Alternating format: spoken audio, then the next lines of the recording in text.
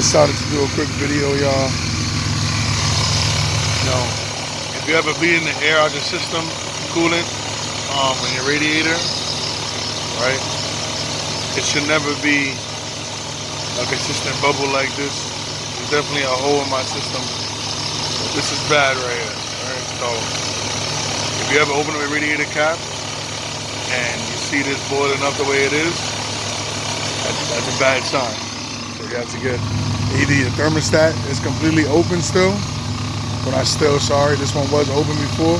I ended up closing it, but it could be that it heated up again and it's still at that level, right? But a consistent boil and it's going down, it's not good at all. So I just wanted to show you that real quick, y'all.